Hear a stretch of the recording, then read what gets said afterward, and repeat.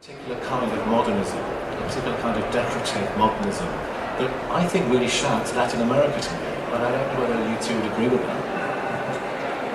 Well, I think those are the images that leap immediately to mind, but to some extent, again, that's because those are the images that match a kind of external stereotype, you know?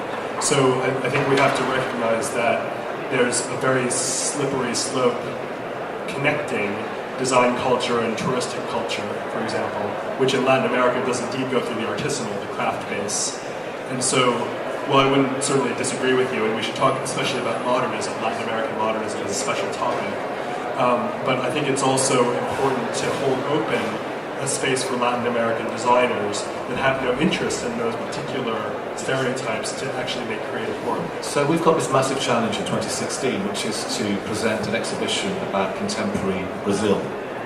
And I think we've struggled, but I think we're on the way to dealing with how we actually present it. And I've handed it over to you to say, go away, come back and frame something for us. Can you just talk about how you will do that? Yeah, so this is an interesting story to tell you all, and in fact we've said very little about this in public at all, have we, Damien? So originally the idea was to do a show simply called Brazil Design Now, which was going to be a successor to our China Design Now exhibition.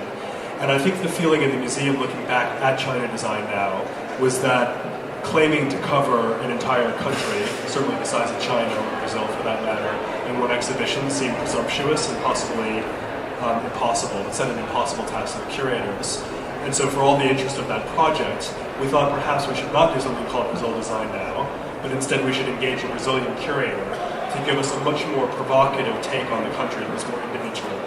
And so we've begun working with someone named Rafael Cardoso, who's a very noted art and design curator from Rio, who actually curated an exhibition at Somerset House last summer. And he's proposed an exhibition to us called Cannibal Culture, with obviously provocative title, which plays on certain European fantasies about primitivism as well, which he's interested in. But in Brazil, as many of you will know, this metaphor of cannibalism is often used to talk about the way that contemporary designers feed upon the past, especially the indigenous, you could say in some ways even the mythic, legendary past of the country, and process it and turn it into the contemporary. So it's very interesting because it of course is also meant as a kind of juxtaposition to the imported and the modern. And the way that these two streams are digested and turned into the new, which you also of course see in fine art. One thinks of Elio Chica, for example, the Tropicalia movement in the 60s, is a kind of classic cannibal of this type. And so that's the exhibition we're embarked upon. And you can see how that's much more pointed and much more argumentative than doing a show simply called Brazil Design Now and showing the 50 greatest figures in Brazilian design. And so Marco, what's your take on that, cannibal culture? I must say I'm a bit confused by the concept.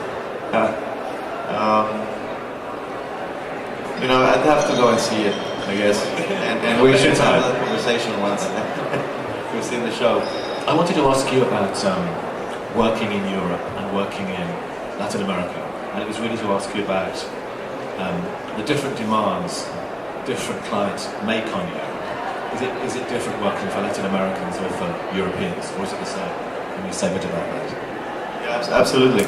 That's a very interesting topic. I mean, of course, clients and contractors, so people who help you build your things. In my field, in architecture, as a product designer, you'll have a craftsman work with you, and it's I guess having worked in the perhaps most conservative part of the UK, I did with which is Oxford, downtown Oxford. Where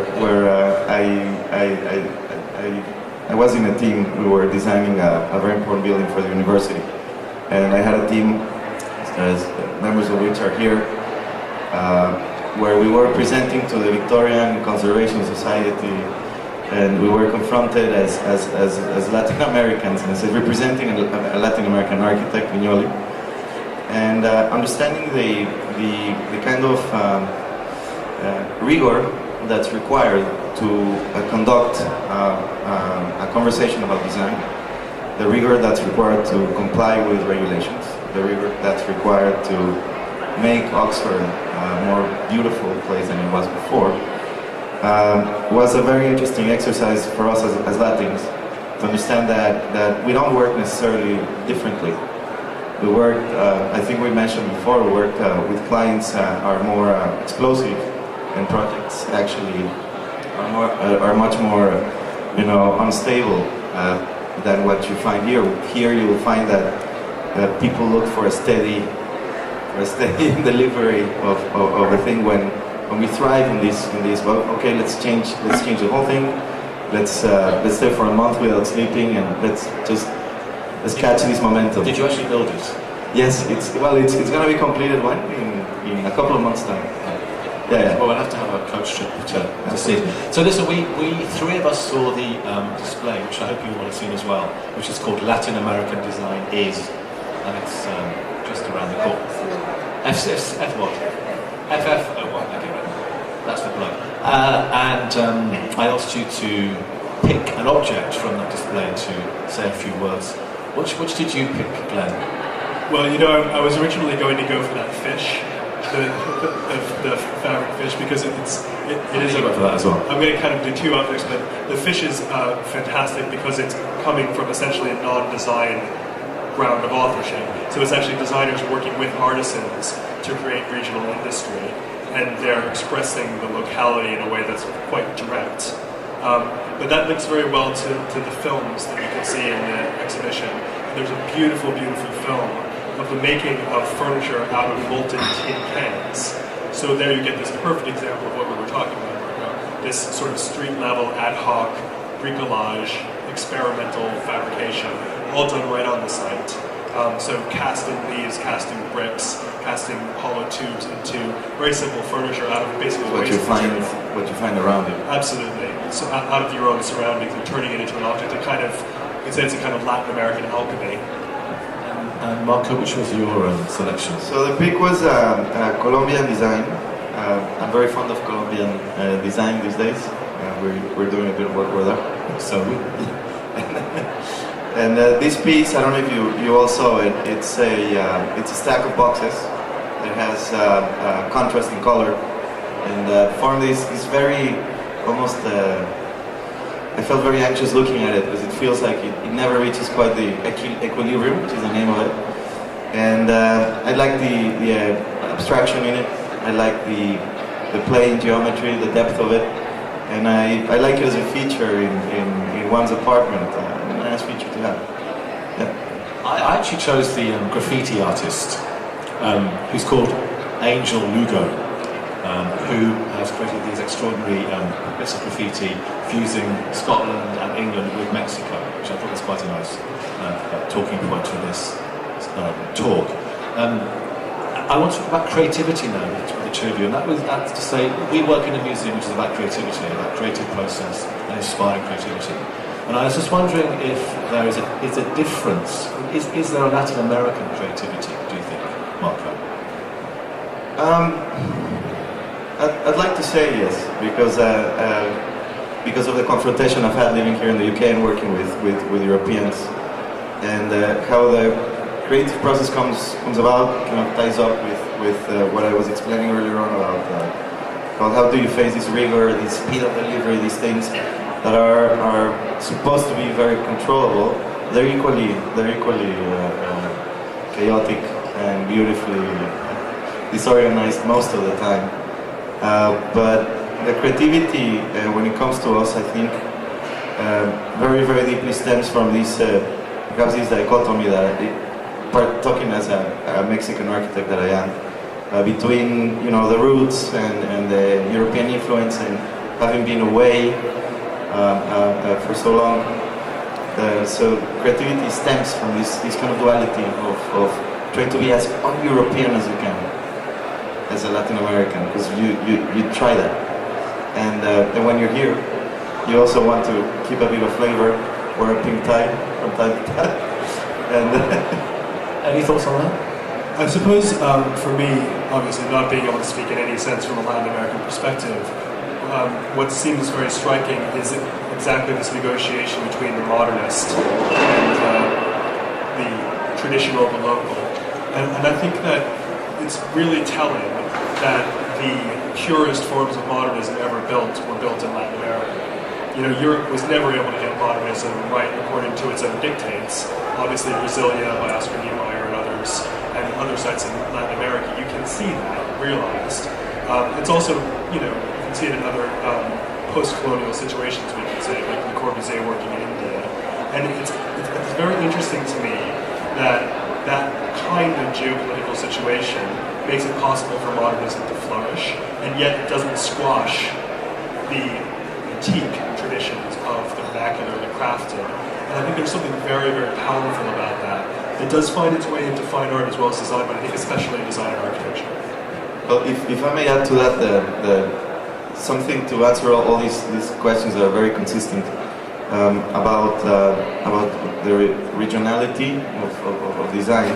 I think a beautiful and very simple way to understand this is track modernism and how it blossomed in Latin America, and how a system of a very intelligent system of conceiving through abstraction very pragmatic solutions based on the industrial capability at that time, replicate almost cookie cutter system, arrives in Latin America and gets completely dismantled, completely adopted in beautiful ways, and with tremendous contrast and richness, as you can see in some of the images we put together.